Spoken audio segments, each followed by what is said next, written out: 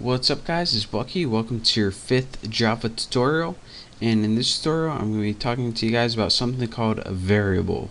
Now what a variable in Java is pretty much like a placeholder for something else. Now if you remember from math class back in like 7th grade or whatever, whenever you had a variable and it was usually named something like x, you could have it set to a value like 73, and then whenever you used x in a program or a calculation or something, x would take the value of 73.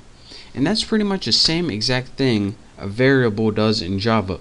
You assign something called a variable name to a value, then whenever you use the variable, people know that it's not really the variable, but it actually stands for that value. So let's go ahead and make one of these in Java. Now to make one of these in Java, the first thing that you need to do is tell Java what kind of variable you're going to be working with. And there's a bunch of different kinds of variables you can work with in Java. You can use integers like 3, you can use integers with decimal points like 3.14, you can use letters like S, you can use strings of characters like Bucky. And so once you have that decided, you need to have a way to tell Java what kind of variable you're working with so it doesn't get confused. So what we're going to be working with today is something called a double. Now what a double is it's a keyword that tells Java, alright, you're going to be working with a number, but this number can have a decimal point as well. So after you tell Java what kind of variable you want to work with, you got to give it a name. So let's go ahead and say we're going to be working with a variable called double, and we're going to name it tuna. Now after you have a variable called tuna, you need to give it a value. So go ahead and write tuna, which is the variable name, and then go ahead and press equals. Now what equals is here is something called the assignment operator, and what it does is assign a value to tuna. So what value are we going to assign to it? Let's go ahead and write 5.28, my favorite number, 5.28. So here's what we did so far. We told Java that we're going to be working with a variable called tuna, and that is going to be a double, meaning that it has numbers on both the left and right hand side of the decimal point. Again, an integer is only a whole number like 8, 10, -4, and a double has a fraction like 5.28, 8.18. So again, we told that tuna is a double. It has a fraction. Next we said, alright, what's the value of tuna? Well, here's the name, here's the assignment operator, and here's the value. Tuna equals 5.28. Now we have a variable that has the value of 5.28 that we can throw into any Java program. So let's go ahead and do that. And how we do that is just like we did before, just print it out on a screen.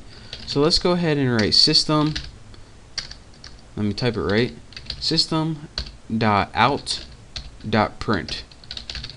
And in your parameters, instead of typing a string of text like this is a string, all we have to do is type the word or the name of the variable, such as tuna, and that would print tuna out on the screen. Don't believe me? Let me show you guys. Let's go ahead and run this, and as you can see down in our little run box, it has the variable 5.28. So that is how you write variables out on the screen using Java. And another cool thing that you can do with these variables is, in the last tutorial I showed you guys how to write strings of text on the screen. You can also combine these variables with strings of text. So let's say we want to write system.out.println, and get out of here, Hoss. And in our print line we're going to say I want, then go ahead and press space. Actually, this brings me to another point, which I will say right now.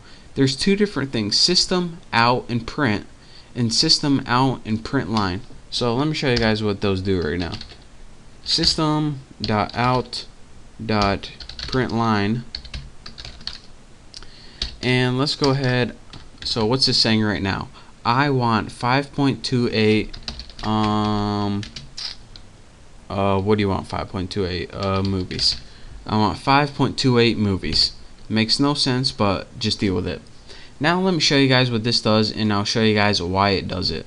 Let's go ahead and run this, and it says okay, we printed 3 things, but it only is on one line. I want 5.28 movies. And let me show you guys why this is.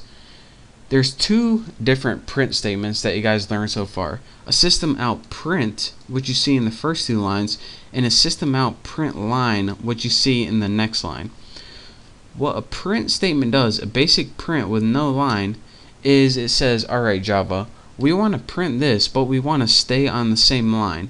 And it says, alright, so just stay on the same line, and then after this move to the next line. So after you have print line, what it would do is move the cursor to the next line. So if you printed anything after this, it would show up on the next line. Don't believe me? Let me show you guys. System out print, and we can even have a basic print statement right here. And let's have apples. Let me go ahead and run this, and as you can see, this one moved to the new line. So that's the difference between the print statement and the print line statement. Anytime you use a print statement, it stays on the same line that you're printing on, such as here. So this whole thing's on the entire line. As soon as you have a print line statement, what it does is when it gets to the end of printing it, it moves to a new line. So that's the difference between a print statement and a print line statement. And again, that's your quick tutorial on how to use variables. Again, this is called declaring a variable. This is called assigning a variable a value. Again, this is the name of the variable, and this is the value. This is the assignment operator right here. And anytime you want to use a variable to print out on your screen, just write system out print, and then write the name of the variable right there, and it'll print out on your screen. So again, that's your quick tutorial on variables and how to use variables in Java. So thank you guys for watching. Make sure to subscribe to my channel. Don't forget to check out my next tutorial. And again, thank you, and I'll see you next time.